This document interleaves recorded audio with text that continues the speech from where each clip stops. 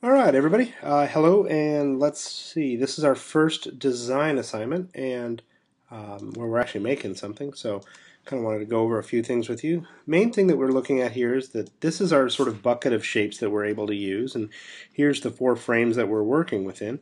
And the goal is to create balanced compositions with these shapes here. You're going to be, cutting in and out of each other. The white will take away the black. It almost acts like an eraser, kind of, and this acts like a pencil here. So it's kind of interesting the way that you can build up and down shapes this way. So anyway, first thing that you're going to do is, well, read the instructions, right? Of course. And what it says in there is that we can use shapes multiple times. They have to stay the same size. And you have to use the same shapes for all four designs. So if we don't use a shape in the first design, we don't get to use it in the second, third, and fourth. So what I'm going to do is come in and start just kind of working with it. And, sure, is that a start? I don't know, why not? I typically like to give things a little bit of an angle. Just seems to help create a little more back and forth motion in the design. In the end, I think that gives it more of a sense of movement, and I like that. Here we go. I could stick this down here, and we could say, all right, what's wrong with that? Well, balance is our goal. So, it feels very imbalanced, right? Lots of things not happening up in here. So I'm going to take some of my black and stick it up there. Again, I like rotating these around. You can't change the size, but you can, rotate, and that's a way to create, possibly some other sort of hidden shapes within the stack here. So I don't know, that's starting to look a little too forced. Let's take a look at that. Yeah, that's here. Let's see if we can get a little white triangle in there. That's good. That's better. And then we can come in and start adding some white shapes in there. These bars are fine. I always have these are the hardest shapes for me to use. Because I want to make them longer, but I can't. And then, let's see, maybe right there. All right, so I feel like back here we're looking pretty good. I'm feeling like down here's sort of left out.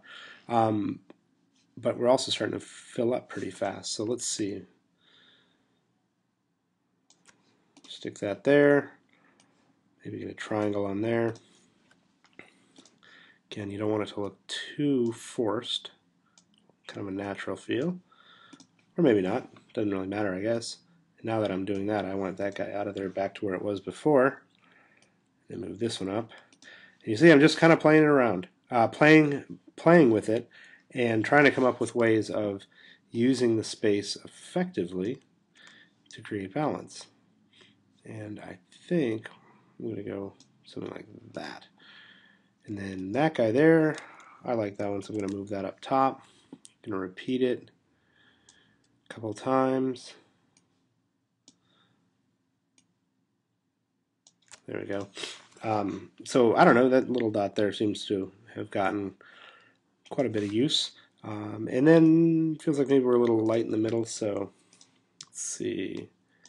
I don't know. And really I'm just talking my way through the design and letting you guys watch. It's not too exciting, but it's how I do it, right? And I think it's how you can design things pretty efficiently, where you don't care about the end product so much as you react to what's in front of you. And if I squint at that, you can see the design feels pretty balanced, uses pretty nice interaction of positive and negative shape. You see the negative shapes down in here, the way the white creates a negative shape in there, pretty nice. Like this shape right in here is solid. And then at this point, I can just highlight the shapes, copy and paste, stick it right there. And now we didn't use these three, right? So we got to delete those.